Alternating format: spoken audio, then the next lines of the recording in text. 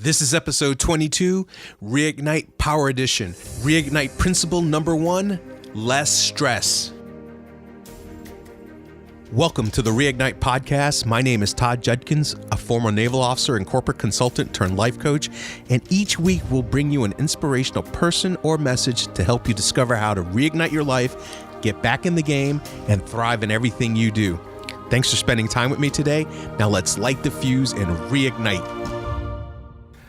Before we get started with this episode of the Reignite Podcast, Power Edition, I'd like to bring you a message from one of our sponsors. A powerful mindset requires sound nutrition. One of the principles I follow to reignite my life is intermittent fasting. I use this technique combined with nutrient timing to ensure my body utilizes nutrition efficiently and my brain is primed for performance. These are some of the principles taught by our health and wellness advisors. If you'd like to learn more about natural whey or vegetable-based protein and other supplements to support your health goals, whether you want to release weight, maximize performance, increase energy, focus on healthy aging, or simply to live your dash, go to http://bit.ly/reignite superfood, all one word, to learn more. And of course, this information is contained down below in our show notes. Thank you and enjoy this episode of the Reignite Podcast, Power Edition.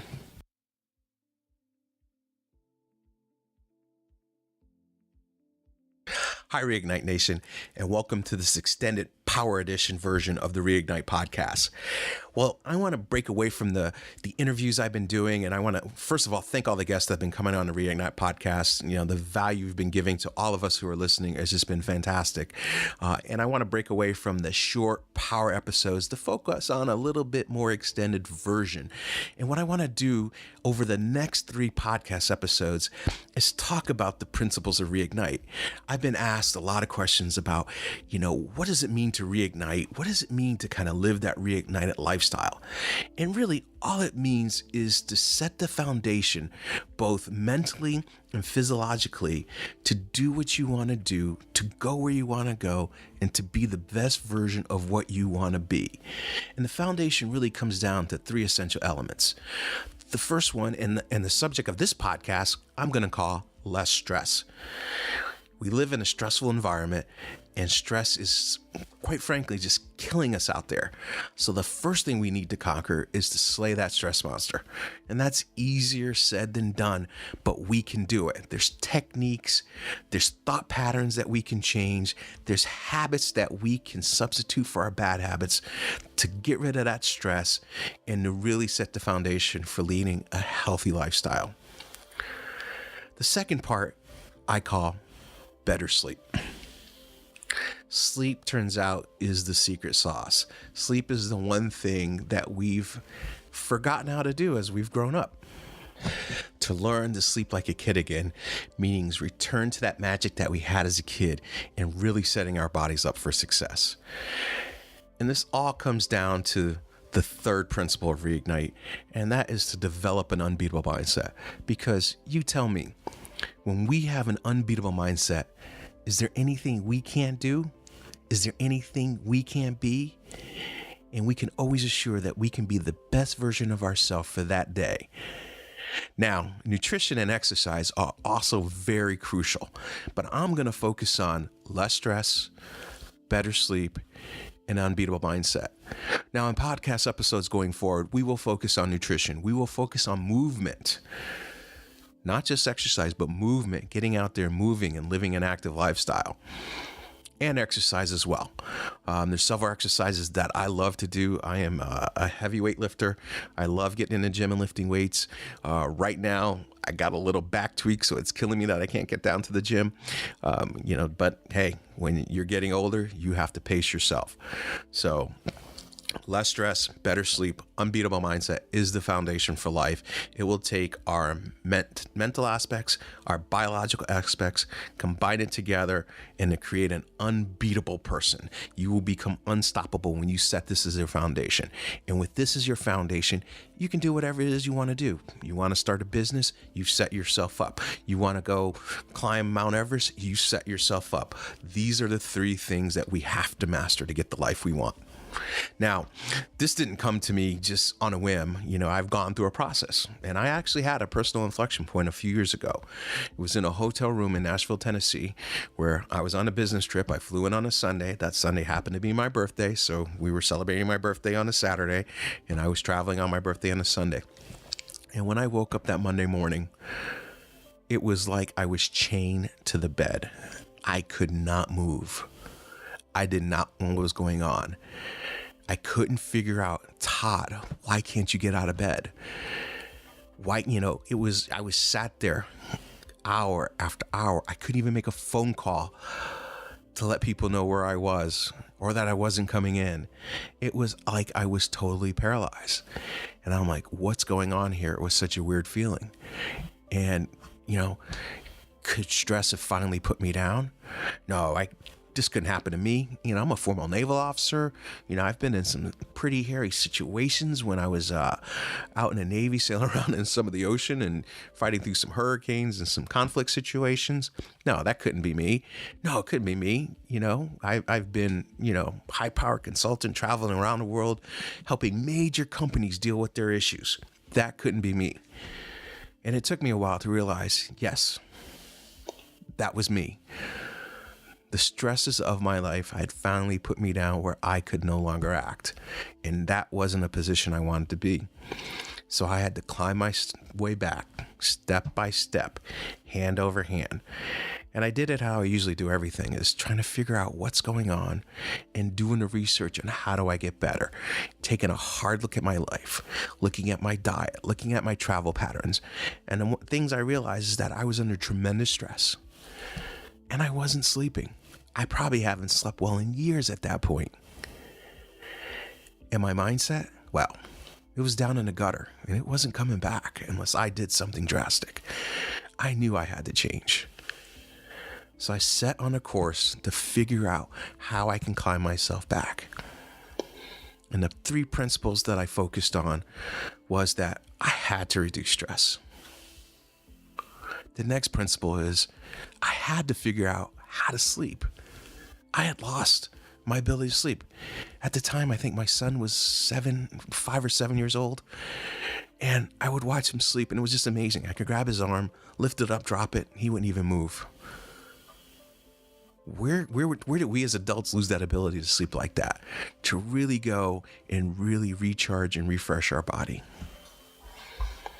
And I knew it all had to leave from me to get the mindset that I had previously. The mindset that I was unstoppable, that I can do anything, that I can develop the habits I needed to do to succeed in the way I wanted to succeed. And that's what I wrote the book. And this podcast came from that book. So let's talk about where the pain points come from. Why is stress such a major player in our lives today? And to do that, we have to go all the way back to the origin of man and how we were developed and how nature shaped us. Now, like I said earlier, I'm a scientist. I have a degree in biology, and I love science. And I love to figure out the supporting data. And I know science doesn't provide all the answers. But at least as a scientist, I can ask the questions. And one of the questions I asked is, well, if we evolved, and if you think about it, we've been evolving for the last 200,000 years into what we are today. Our bodies are incredible. If you kind of peel the skin back and see what's going on under the hood of our bodies, it is an incredible machine. It's just amazing how well it's adapted to the environments that we lived in. From skin color to hair to how we process our internal hormones and kick off our internal processes to how we coexist with symbiotic organisms in our gut to create, an immune system that is just rock solid, that we've earned a right to sit here on the earth with all these bad pathogens out here. It is just an incredible, incredible machine. But stress is part of that evolution. And where it came from is back in the day, when there were saber-toothed tigers chasing man and we needed to act fast. We needed a process that would take all our energy and direct it to the task at hand and cut out any unnecessary functions. And we produced a hormone to do that called cortisol. And what cortisol will do is it will go through your body. It will shut off your prefrontal cortex, so you're not thinking so much, you're acting, right? It will raise the inflammation in your body so that your blood pressure raises, so that you have the energy to your muscles when you need it. Because back in those days, were not on top of the food chain. So that was our survival mechanism. But also another amazing thing occurred too, that after the danger pass, the cortisol levels would release. And we'd return to a normal state. Well, let's fast forward to the modern world, right? And the modern world has presented so much more stresses. And if you think about it, a lot of those stresses have just come up in the last 1 to 2 centuries. There are societal stresses, the old notion that we're going to work until we drop, that we're always trying to achieve. And anything that will control our stresses are just going to get in the way. We have the other societal stresses of keeping up with the Joneses, which is a real stress. Looking at your neighbor, I said I wasn't going to bring a lot of facts and figures and science into this discussion, but, studies have shown that if one of your neighbors goes out and buy a nice car, at least 2 other neighbors in the neighborhood are going to go out and buy a car in that same time frame. Everybody wants to keep up with the Joneses. Is that really necessary? Is that really going to make you happy? There's also peer pressures are part of societal stresses. We want to conform. We want to be a part of our peer group. And so when certain aspects of our peer group deviate from where we want to be, that creates a lot of stress on our environment, or if we can't keep up. Then there's a second category of stresses in the modern world called biological stresses. And the first thing is light and sleep, right? I mentioned earlier that I wasn't sleeping. But if you think about it, since Edison invented the incandescent light bulb, we've been able to turn night into day. And that is the total opposite of how we've evolved.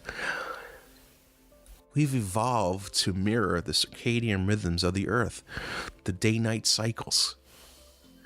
There's certain things that we biologically do during the day, and there's certain things biologically we can only do during the night. So if we're not providing our bodies with enough sleep, enough night, how are we going to achieve optimum health?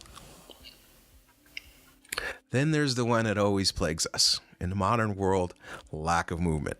We get up in the morning and hopefully you're exercising, but you're only exercising for 30 to 45 minutes, maybe an hour if you're lucky, before, you have to get in the car, hop on the train, do that commute, and then you go sit behind a desk for the next 8 to 9 hours. That's what I mean by lack of movement. And that becomes a biological stress because our bodies were designed to move. Our bodies are not designed to sit and to be stationary. They're designed to move. And we couple that into our seemingly addiction to sugar in the Western diet, that is a recipe for disaster. Sleep. And the whole next principle is going to be on sleep. In the things that you do on sleep. So I'm going to hold off talking about that because we're going to dive deep into that into the second part of this series on reigniting. The third aspect of modern day stresses is technological stresses. The author Thomas Friedman says we live in an age of acceleration. And if you think about that, technology has brought on more advancements, especially in the last 40 to 50 years, than our bodies can take in. The incandescent light bulb 150 years ago was just the beginning. But think about what cell phones have done to us from a biological standpoint and a mental standpoint, how it's changed society, how the rules have changed. Now we're on the advent of what I consider one of the biggest technological advances in human history. And if we don't set that foundation to adapt to it now, we may be losing that fight. And those advancements are artificial intelligence and augmented reality. It seems that human evolution doesn't keep up with that. Human psychology does not keep up with the pace of how fast these technological stresses are advancing us in this age of acceleration. So, I said it, stress kills. We have stresses in the world. Our cortisol levels are staying up there and not coming down. And that means all roads are leading to inflammation. And inflammation is the source of all illness in our body. We have to find a way to get our cortisol levels down on a regular basis. Now, we all already know the solutions out there, right? But what I want to do is I want to bring it together in a comprehensive approach to life. We have to really kind of start off with our why and think about what makes us happy.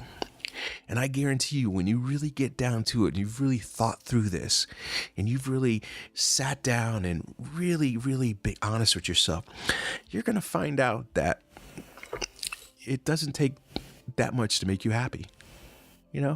Again, another study shows that, in the United States, where what makes us good from an income level is $75,000. If we make $75,000 a year, all our basic needs are covered. That's it. All our basic needs are covered. Anything else is bonus. But studies will also show that everybody who makes $75,000 wants to make $100,000. They think that's the number that's going to make them happy and make them good. And if you make $100,000, now your number exponentially grows to $240,000 on what's going to make you good. And really, the data doesn't support that. $75,000. We're good. So we need to think about what's important to us, right? So the first step in developing lowering our stress levels is to really developing that unbeatable mindset. So mindset permeates all of this, and that's knowing your why. I'll refer to Simon Sinek, the author of, understanding what drives you. What's your why? What's your purpose? Where does your happiness go? Understanding that will allow us to make the decisions we need to do to keep us in that happy, healthy state and lower our cortisol.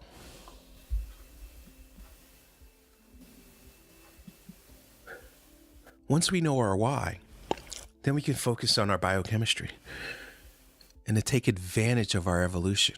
And the first step to do that is through sleep, right? So to get down to the stress monster, we got to really understand ourselves, what drives us, what is our why, what is our purpose out there, what it is that we want to do,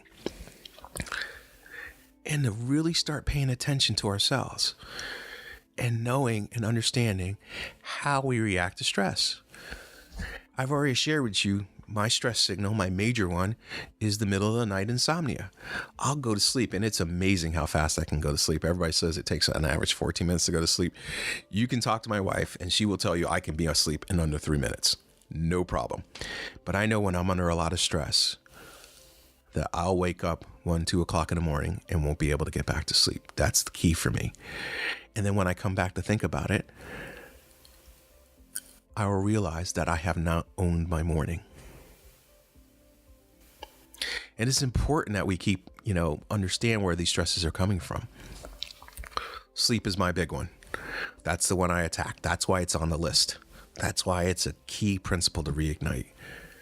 Because once I started to research and study what happens in sleep, it was an seriously, oh my God moment. And just how new this science of sleep is. So if you were to come into my house and come to the upstairs where all the sleeping quarters are, I have all Philips lighting here where I can control what light comes out. And at night, I take all the blue light away. On my computers, I have a program called Flux that kind of mimics the sunset, sunrise. So at night, if I'm doing computer work, the blue light's away. Why? Because blue light has been shown to suppress melatonin. And that takes away from your good night's sleep.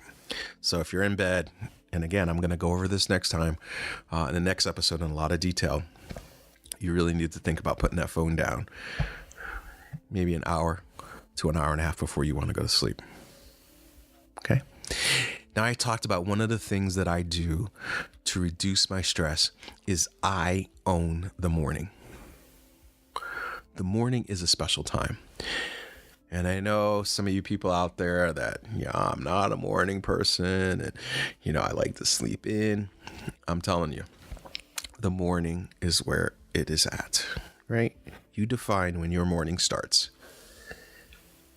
Mine starts probably earlier than most, but if yours starts a little later than most, that's when your morning starts. And you need to own that morning. You need to develop a morning routine that provides you with the biological and mental base to own that day. Because if you own the first hour of your morning, you've already won your day. And that first hour starts when you first wake up. Now, if you're listening to this podcast, your brain is in a state called delta. That means you're full awake, you're fully focused.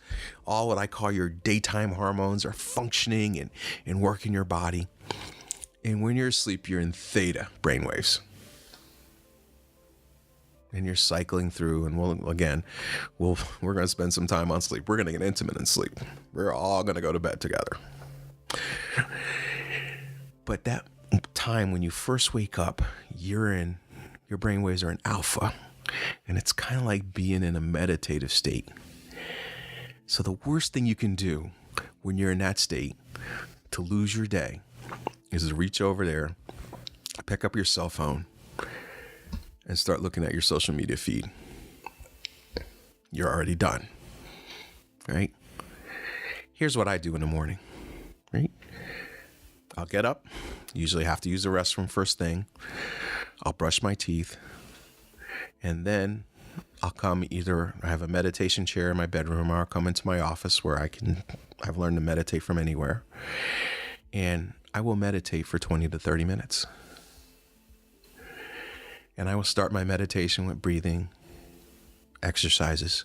And I practice a sound meditation technique called Vedic that has a mantra. I'll meditate, and when I'm put down the mantra at the end of my meditation, I'll think about what I'm grateful for in life, in family, in health. And then when I come out of that meditation, I will take time to visualize and set my intentions for that day, for that hour, and for my life. And then I will go on and start my exercising, ensuring that I get some light contact early in the morning as well. That's how I own my morning. And that's how the first hour of my day starts. And when I deviate from those practices, that's when I open the door for that stress monster. Now, I say you slay the stress monster, but you really never do. You kind of put him in a dungeon behind these big, bars, and you lock him back there, and you try not to feed it. You try to feed yourself. But if you don't do those practices, it's like leaving the key in the door for stress, and it will open the door, and it will come roaring back. So develop that morning routine so that you can slay that stress monster, because it has to be slayed day in and day out. The stresses of modern day life require it. Simple. The stresses of modern day life require that you address it every single day. Now, I talked to you about one of my practices that I do daily that really gets me focused in and really locks that door, that stress monster. And that's through meditation. And I practice meditation really just to focus the mind. I've found that this has been, for me, the best technique of not only reducing stress, but really keeping me in line with what my true intentions are. It's just amazing of what meditation has done to my life. You start asking yourself, why do you need things? Your impulses go away. You're able to focus in on your goals and stay true to yourself. That is why I meditate. Now, a lot of people, I don't think I can. One, everybody can meditate, but find that space for you. Whether it's my wife, she's really a mindful person, and she just loves being in nature. And nature is the best way to get mindfulness, is the practicing of focusing the mind as well. I know a lot of hypnotherapists out there that really just bypass all that and go right to the root of that. That's another practice. Find what works for you. I support meditative practices. I have found that practice has improved the quality of my life as much as anything out there. I call meditation exercise for the mind. You exercise for your body. Meditation is exercise for your mind. So to slay that stress monster, you need to, one, identify your why. What's your purpose? I think a lot of us are just mindlessly going around without purpose. Oh, I'm doing this because my parents said to do this. I went to college because my parents said I needed to go to college. I'm working at this company because, it makes me look good with my neighbors. Really? Is that your true purpose? Are you happy? If you are, great. I can remember when I was going through, in the consulting world and kind of what some of the major companies, I found that the faster I advanced, the higher I advanced, the more unhappier I became. Until one day I realized, sitting in that hotel room in Nashville, that was not my purpose. And it didn't matter. It hit me. It didn't matter what they compensated me. It was nothing on them.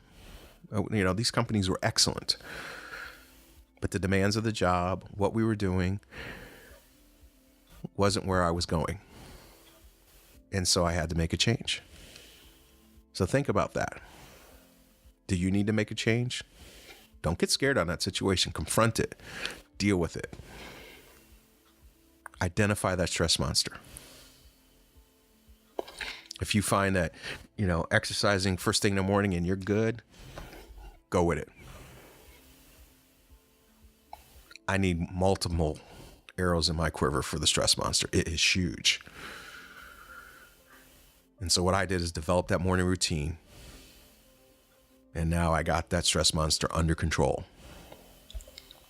And it all comes down to habits. Slay that stress monster. Principle number 1 of Reignite: less stress. I want to thank you for listening to this episode of the Reignite podcast. I'm Todd Judkins. I want you to go out there, light the fuse, and reignite your life. I hope you enjoyed this episode of the Reignite podcast. If this episode resonated with you in any way, please share it with a friend. One of the greatest experiences human beings is being able to mastermind as a group, where we get together and collectively share and build off of each other's energy. Reigniting is no longer about accepting life as it comes, but designing the life you desire. We are committed to bringing you thought-leading and thought-provoking discussions to inform and motivate you in finding the joy in your journey, no matter what road you choose to take. You can follow me on Facebook, Instagram, and Twitter at Todd Judkins, or send me an email at connect@toddjudkins.com. I'd love to hear about your struggles, your successes, and your thoughts. Thank you for listening, Reignite Nation. And always remember, the joy is not only in the destination, but what life has to offer in the journey. We'll be back with another full episode on Tuesday and with a short Reignite message on Friday just to jumpstart your weekend. Until then, keep that fuse lit and reignite.